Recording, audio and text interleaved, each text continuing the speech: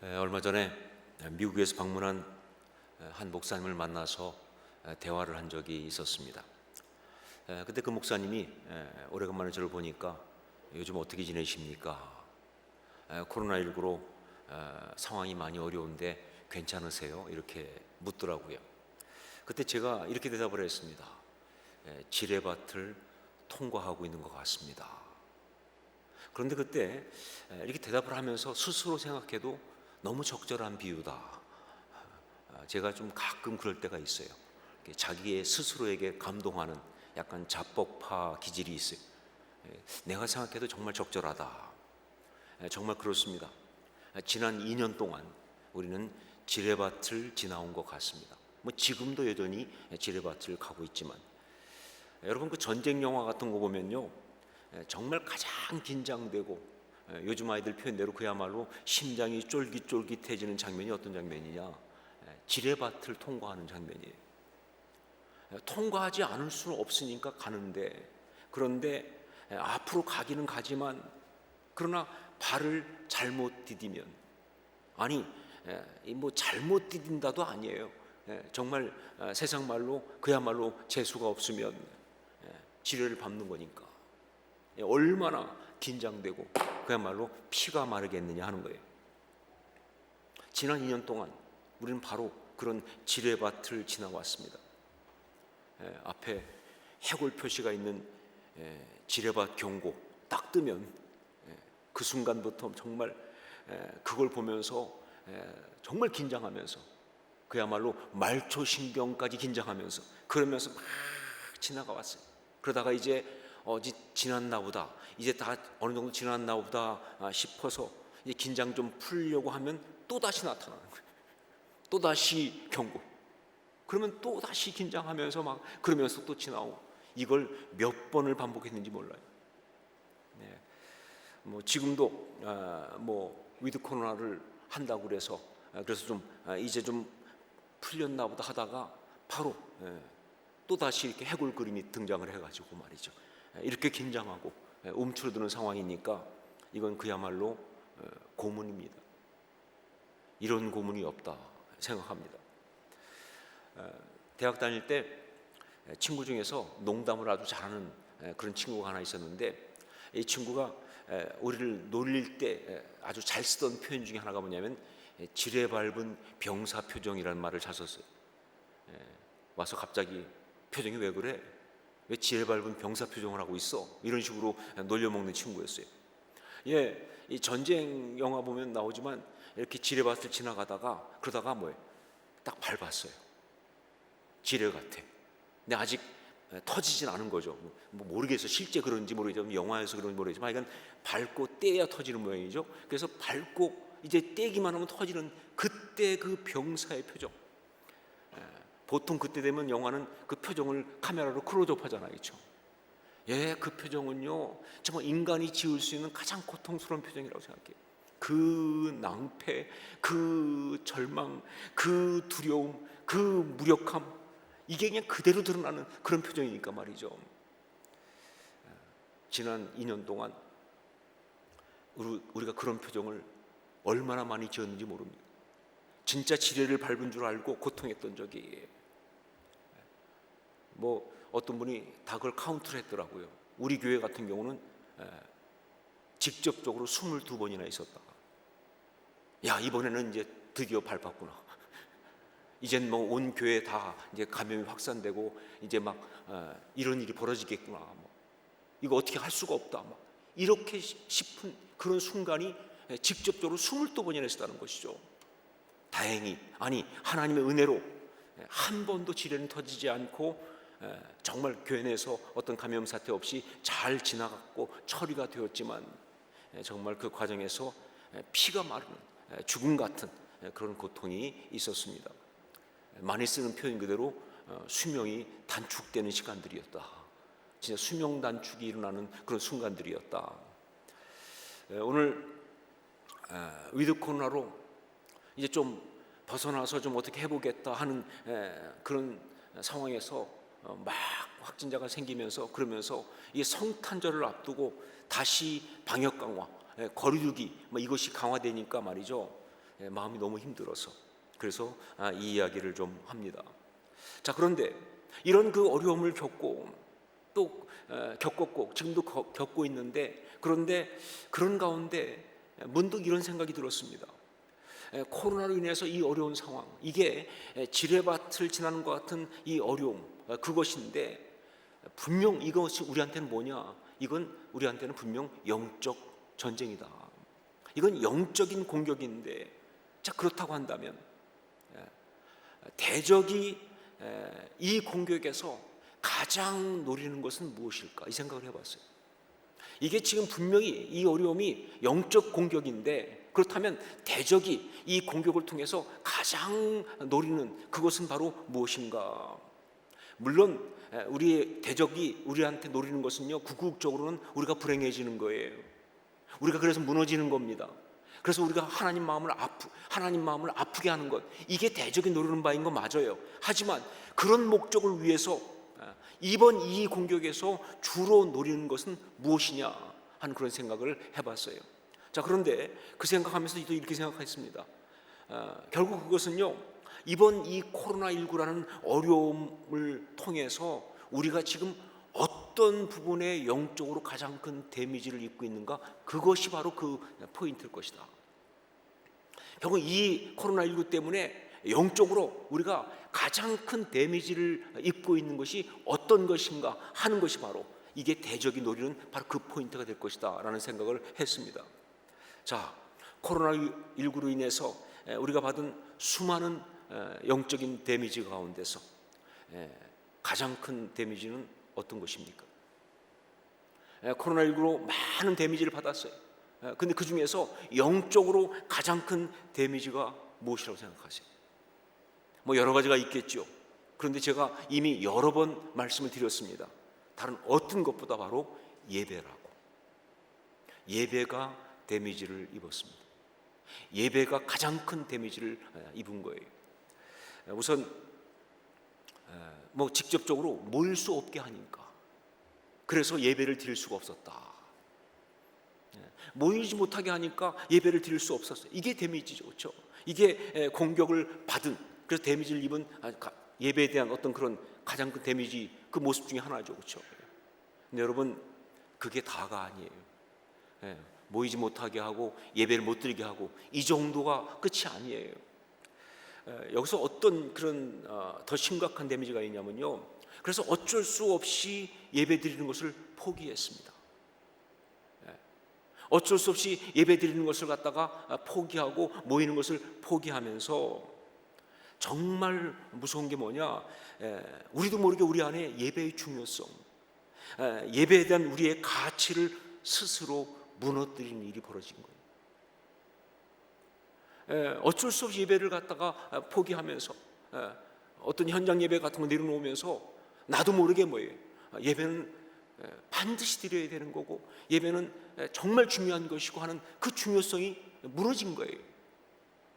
스스로 그 중요성, 그 가치를 무너뜨리는 그러한 이 데미지가 바로 우리 가운데 온 것이죠. 자, 그런데 그게 또 끝이 아닙니다. 진짜 더 무서운 공격은 그렇게 모여서 예배를 드릴 수 없게 되면서 어쩔 수 없이 우리가 뭐예요, 인터넷 라이브 동영상으로 예배를 드리게 됐습니다. 정말 그렇게라도 할 수 있다는 게 너무 큰 감사죠. 그래서 어떤 목사님은 그런 얘기 하더라고요. 유튜브 없었으면 어쩔 뻔했느냐.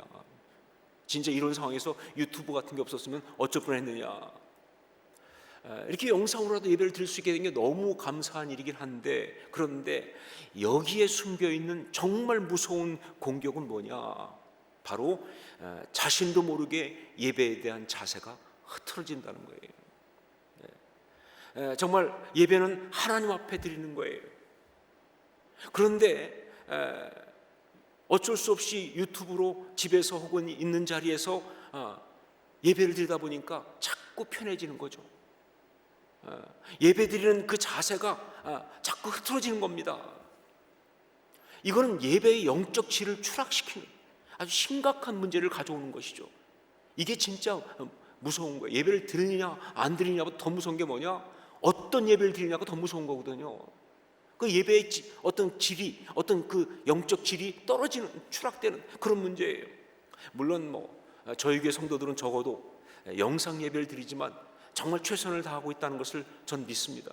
신령과 진정으로 영상 예배 드리지만 더욱더 집중해서 그래서 예배를 드리려고 애쓰고 계심을 알고 있어요. 정말 귀하고 감사한 마음이에요. 하지만 아무리 그래도요, 온라인 영상 예배에는요, 예배의 질을 떨어뜨리는 정말 무서운 유혹이 도사리고 있다는 것은 부인할 수 없는 사실이죠. 아무리 그래도 거기엔 정말 그런 예배의 질을 떨어뜨리는 무서운 유혹이 도사리고 있다는 것은 부인할 수 없는 사실이다. 자, 그러면 어떻게 해야 하는가? 자, 이런 상황에서 어떻게 해야 되는가? 이런 공격을 받으면서 우리는 어떻게 해야 하는가? 그 대답 역시 예배입니다. 그 대답 역시 예배예요. 참된 예배. 그래요. 예배를 공격하는 이 대적에 대한 우리의 최고의 대응은 뭐냐? 바로 뭐예요? 예배예요. 참된 예배예요. 오히려 그래서 더 참된 예배를 드렸다, 이렇게 가야 되는 거예요. 예배를 드릴 수 없게 예배를 망가뜨리려고 오는 공격에 대한 우리의 대응은 뭐냐? 오히려 그래서 우리는 진짜 더 참된 예배를 드렸다라고 그렇게 갈 수 있어야 한다, 그 말입니다. 이게 중요한 거예요. 여러분, 기독교 역사에서 가장 심하게 예배를 핍박했던 것이 바로 뭐냐? 로마 제국이 예배를 핍박했던 그겁니다. 예배 드리는 자들은 무조건 잡아서 다 죽였어요. 근데 여러분 아시죠? 바로 그 핍박 때문에, 그 공격 앞에서 나온 게 뭡니까? 카타콤에서 그 지하 무덤에 들어가서 거기서 예배했던 기독교 역사의 가장 아름다운 예배의 역사가, 예배 이야기가 나온 거 아니냐, 그 말이에요. 이게 신앙입니다. 이게 우리의 참 신앙이에요. 예배를 드릴 수 없게 하니까, 예배를 공격하니까, 그래서 뭐예요? 진짜 기독교 역사에서 정말 소중한 예배의 아름다운 이야기가 나온 거예요. 카타콤까지 들어가서 말이죠. 이거 하나님의 역사입니다. 이건 하나님의 모략, 우리 하나님의 모략이에요. 이건요. 십자가의 승리입니다. 참 신앙의 모습이라는 거죠. 여러분, 지금 우리도 그렇게 해야 합니다. 카타콤에서 우리 신앙의 선배들이 예배를 공격받으면서 보여줬던 바로 그 신앙을 우리도 지금 동일하게 보여주어야 한다는 것이죠. 바로 그래서 이번 성탄주일에 우리는 성경에 나오는 수많은 성탄의 이야기 가운데서 동방박사의 이야기를 보려고 하는 겁니다. 왜냐하면요, 이 동방박사 이야기는요, 정말 가장 귀한 예배의 이야기이기 때문에. 동방박사의 이야기는요, 가장 귀한 예배의 이야기이기 때문에. 자, 동방박사, 이들이 누군지는 잘 모릅니다. 대략 추정하기는 페르시아의 점성술 하는 사람들일 것이다 라고 그렇게 보통 이야기하죠. 페르시아에 있는, 웬 별을 보고 찾아왔으니까 점성술하는 사람들이었을 것이다. 이들이 하나님을 믿는 신앙을 가지고 있었느냐? 잘 몰라요. 알 수가 없어요. 신앙이 있다고 해도 확실한 건 뭐예요? 지금 우리가 가지고 있는 이런 구체적인 신앙은 아니었을 것이다. 그냥 막연한 어떤 그런 하나님에 대한 신앙, 그 정도가 아니었겠는가. 자, 그런데 그럼에도 말이죠, 이들이 아기 예수께 찾아와 경배한 것은요, 정말 놀라운 예배의 모습입니다.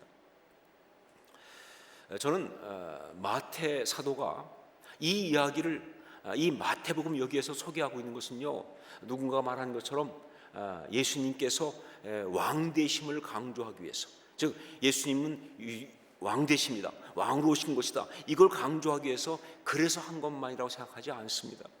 물론 그런 면도 있죠. 예수님께서 온 인류의 왕으로 오셨는데, 이 온 인류를 구원하기 위해서 왕으로 이 땅에 오셨는데, 그런데 정작 이스라엘 사람, 유다 사람들은 아무도 그걸 모르고 경배하지 않으니까 이게 안타까워서 이 마태는 보라고, 동방에서, 저 먼 동방에서 박사들까지 이렇게 별을 보고 와서 왕이신 예수님께 경배한 바로 그런 일이 있었다고 소개하면서 좀 도전하는 그런 말씀인 것도 맞습니다. 마태복음에 어떤 그런 이 말씀에 들어간 의도가 그런 거겠죠. 자, 그런데 단지 그것뿐이라고 한다면 조금 민망할 수 있죠. 그렇게까지 막 우리 예수님 사실은 이런 왕이었어, 이렇게 말하는 것 같아서 잘못 생각하면은 이건 그렇지는 않지만 꼭 북한에서 김일성 일가족 갖다가 뭐 이렇게 신격화할 때 하는 그런 것과 뭐 느낌이 비슷할 때도 순간 있어서 조금 곤란하죠. 여러분, 아니요, 그것보다는요, 이 이야기는 뭘 말하고 있느냐? 참된 예배를 말해주고 있습니다. 무엇보다 이 이야기는요, 참된 예배를 말해주고 있습니다. 마땅히 경배를 드려야 할 사람들이 그렇게 하고 있지 않은 상황 속에서 그 많은 어려움을 이기고 결국 찾아와서 경배를 드린 동방 박사들의 이 이야기를 통해서 이 말씀을 읽는 모든 신앙의 사람들한테 참된 예배는 이런 것이다 라고 그렇게 강력하게 도전하는, 강력하게 말해주는 그런 메시지가 바로 이 말씀의 메시지라고 생각합니다. 자, 그렇다면 동방 박사의 이야기가 보여주는 그 참된 예배, 이 코로나 상황 속에서 우리가 반드시 드려야 하고 회복해야 하고 그리고 지켜야 할 바로 그 참된 예배는 어떤 예배냐 하는 것이죠. 어떤 예배냐? 동방 박사 이야기 속에는요, 너무나 많은 예배의 메시지가 사실 들어 있습니다. 근데 그 중에서 가장 중요한 것 한 가지, 오늘 우리에게 주신 것 한 가지, 그것을 갖다가 우리가 이제 온전히 받고 붙들기를 원하는 것이죠. 자, 동방 박사의 이 예배에서 가장 두드러진 것, 그게 뭐냐라고 할 때 그건 바로 가치입니다. 가치. 그들의 이 예배가 보여주고 있는, 강조하고 있는 건 바로 뭐냐? 온전한 가치를 올려드리는 것이 바로 예배다, 그런 얘기예요. 예배는, 그게 진짜 예배려고 하면 온전한 가치를 올려드리는 것이 되어야 한다는 그 사실을 얘기하고 있어요. 여러분, 예배라는 말, 그게 뭡니까? 영어로는요, 예배 그러면 worship 이렇게 얘기합니다. worship. 근데 이 worship이라는 단어는요, 가치라고 하는 뜻의 worth라고 하는 단어와, 그리고 뭐예요? 거기다가 어떤 그런 상태 혹은 특별한 것, 어떤 정신, 이런 것을 의미하는 ship이라고 하는 단어가 붙은 거예요. 그러니까 예배의 가장 기본적인 정의는 바로 뭐냐? 가치를 올려드리는 거예요. 이게 진짜 예배라는 것이죠. 제가 오늘교회 부교육자로 있을 때, 한참 전 얘기죠. 그때 그 서울 오늘교회 그 예배 건물 그 옥상에 사택이 있었습니다. 사택이 몇 세대가 있었어요. 그래서 이제 거기에 살고 있던 교육자들이 있었습니다. 다는 못 들어가니까 몇몇 교육자들이 거기 있었어요. 자, 그런데 그 옥상에 있는 사택은 다 좋은데 뭐가 문제냐? 엘리베이터가 없어요.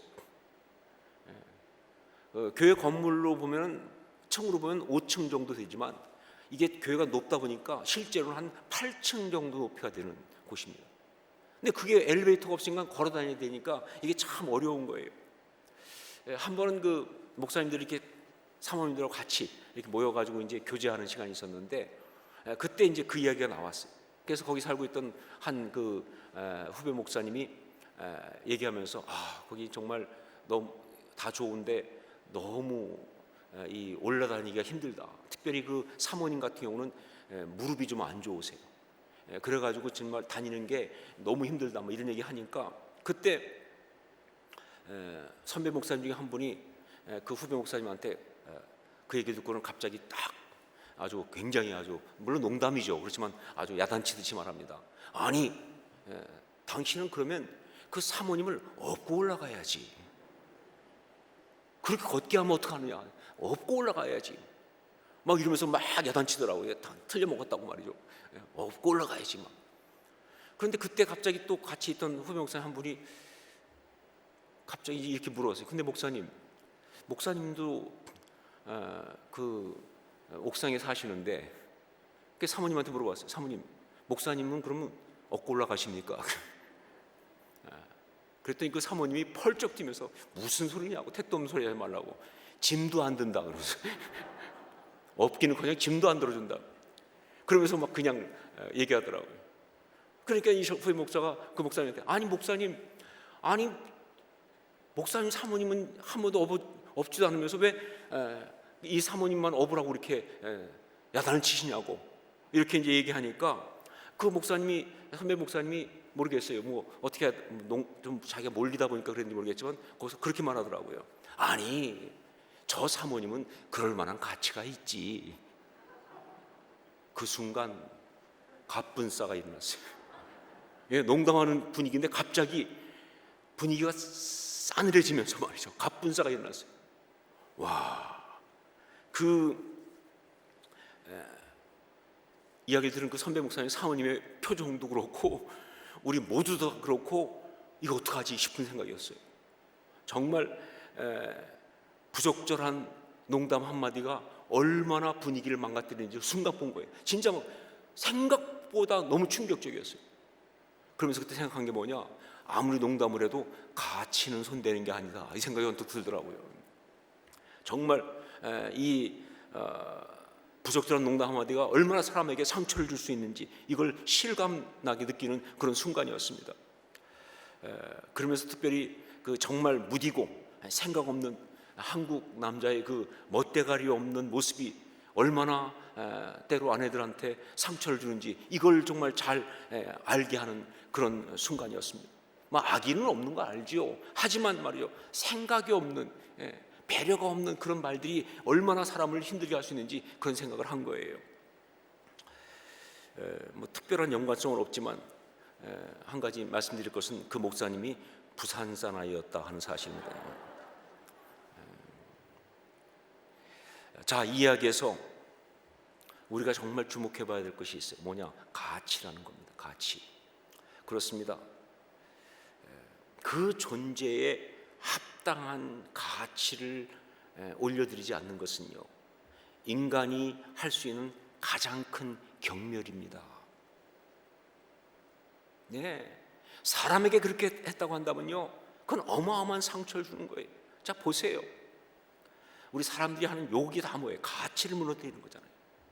뭐 개, 소, 뭐 이렇게 짐승의 비유는 다 가치를 무너뜨리는 거예요. 그러니까 그 존재에 합당한 가치를 올려드리지 않는 것은요, 그를 향해 줄 수 있는 최고의 경멸인 거예요. 사람한테 그렇게 하면 그건 굉장히 상처가 되는 것이죠. 그리고 하나님께 그렇게 했다고 한다면요, 그것이 바로 참남한 것입니다. 그게 바로 참남한 거예요. 자, 하지만 그렇기 때문에 반대로 말이죠, 정말 가치 있고 소중한 분한테 합당한 그런 가치를 올려드리는 것, 이것은요 어떤 것보다 아름답고 감동적인 그런 것입니다. 그 가치 있고 소중한 분한테 합당한 가치를 올려드리는 것은요, 정말 우리가 할 수 있는 가장 감동적이고 가장 아름답고 바른 그런 것, 그게 예의라는 거예요. 그리고 우리 하나님께 그렇게 온전한 가치를 올려드리는 것, 이것이 바로 뭐예요? 참된 예배예요. 이것이 바로 참된 경배예요. 이게 맞는 것이죠. 동방박사 이야기에는 이게 있어요. 동방박사 이야기 보면요, 이 가치를 올려드리는 참된 예배 이야기가 아주 감동적으로 나오고 있습니다. 자, 보세요. 그들은요 경배 한 번 드리기 위해서 그 먼 길을 왔습니다. 이건 정말 계산이 안 나오는 얘기 아니에요. 아니, 그 몇 개월이 걸릴지 모르는 그 먼 길을 와서 딱 경배 한 번 딱 드리고 다시 그 먼 길을 돌아갔다. 이게 말이 되는 얘기냐 그 말이에요. 하지만 말이죠, 이것이 의미하는 게 뭐예요? 그 먼 길의 수고, 그 많은 경비, 그 시린 시간, 이것보다 정말 경배하는 것이 더 가치 있다, 그 고백 아닙니까? 그래서 이 예배가 기가 막힌 거예요. 그 경배는요 단순한 경배가 아니에요. 그 먼 시간, 그 먼 수고, 그 모든 것보다 이것이 더 가치 있습니다 하는 그 가치를 올려드린, 정말 예수님이 가치가 있습니다, 하나님이 가치가 있습니다, 이 가치를 올려드린, 합당한 가치를 올려드린, 바로 그래서 이게 기가 막힌 예배인 거예요. 또한 그들은요 그 과정에서 정말 어려움을 많이 겪었습니다. 뭐 성경에 많이 안 나오지만 그러나 나오는 것처럼 말이죠, 진짜 어려움이 많았어요. 아마 오는 동안에 그 지역, 그 먼 길 강도 당하고 여러분 알타반 이야기 들어서 알지만 그런 일들이 막 벌어졌겠죠, 그렇죠? 그리고 성경에 나온 건 바로 뭡니까? 그렇게까지 왔는데 마지막 순간에 뭐예요? 별을 잃어버렸잖아요. 즉 뭐예요? 방향을 잃어버린 겁니다. 어디로 가야 할지 알 수가 없는 거예요. 이렇게까지 왔는데 또 잃어버린 거예요. 진짜 너무 난감했고 포기하고 싶은 순간이었는데, 그러나 그들이 끝까지 찾고 찾아서 결국은 경배를 드린 겁니다. 무슨 얘기예요? 그만큼 가치가 있다고 말이죠. 그렇죠? 그 경배는 그만큼 그 수많은 난관, 어려움, 힘든 것을 다 이기면서 아무리 어려워도 포기할 수 없을 만큼 그렇게 가치가 있다, 그런 이야기예요. 모든 장애를 뚫고라도 아무리 힘들어도 어려워도 결국은 이 경배를 드리고 말겠다고 하는 그런 어떤 결단이 있는 그런 가치가 있다, 그 말입니다. 그래서 이 경배가 기가 막힌 거예요. 그런 난관을 이기면서까지 경배를 드린 거기 때문에 이건 그만큼 가치를 드린 것이다, 가치 있는 것이다. 그리고 그들은요, 아기 예수를 배우고 준비해온 최고의 예물을 드렸습니다. 뿐만 아니라 그들은 아기 예수를 배우고 준비해온 최고의 예물을 드렸어요. 우리 11절 말씀을 함께 읽겠습니다. 11절 같이 읽습니다. 집에 들어가 아기와 그의 어머니 마리아가 함께 있는 것을 보고 엎드려 아기께 경배하고 보배합을 열어 황금과 유향과 몰약을 예물로 드리니라. 여기 황금과 유향과 몰약, 이게 뭘 의미하는가 하는 것에 대해서는 굉장히 말들이 많습니다. 여러 가지 이론들이 있어요. 어떤 경우는 황금은 왕권을 상징하고, 그 다음에 유향은 제사장, 왜냐하면 제사 드릴 때 쓰는 게 유향이기 때문에 제사장권, 그리고 몰약은 선지자, 치료하는 거니까 선지자, 이걸 의미한다고 하면서 결국은 뭐예요? 왕과 제사장과 선지자, 구약의 기름 부음 받는 3대 직분 아닙니까? 기름 부음 받는다고 뭐예요? 메시아 아니에요? 그러니까 메시아 되심을 인정한 아주 기가 막힌 그런 예물이다라고 하는 그런 설명도 있습니다. 맞는 이야기죠. 어떤 경우는 또 어떤 말하기를 그게 아니라 황금은 세상의 어떤 그런 그 경제 어떤 사업이라든가 살아가는 그런 그 부분을 갖다가 다 그 다음에 유향은 영적인 세계, 어떤 영적인 세계를 다, 그리고 몰약은 과학. 그래서 그 모든 세상의 것을 다 이렇게 올려드린다는 이런 의미가 있다, 이렇게 설명하는 사람도 있어요. 그것도 맞는 이야기겠죠. 그러나 성경이 말하는 가장 기본적인 것은 딱 한 가지입니다. 황금과 유향과 몰약, 어떤 것이다? 귀한 것이다. 가장 귀한 것이다. 가장 가치가 있는 것이다. 자기들이 가질 수 있는 것 중에 가장 귀한 것, 가장 가치 있는 것이다. 이걸 드렸다는 거예요.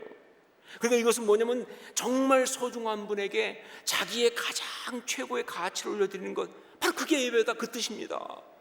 예배는 이렇게 가치를 올려드리는 것이다 라는 것을 강조하고 있는 것이죠. 사랑하는 여러분, 동방박사 이 이야기는요, 참된 예배가 무엇인지를 우리에게 말해줍니다. 참된 예배가 뭡니까? 정말 예배를 받기에 합당하신 하나님께 온전한 가치를 올려드리는 것.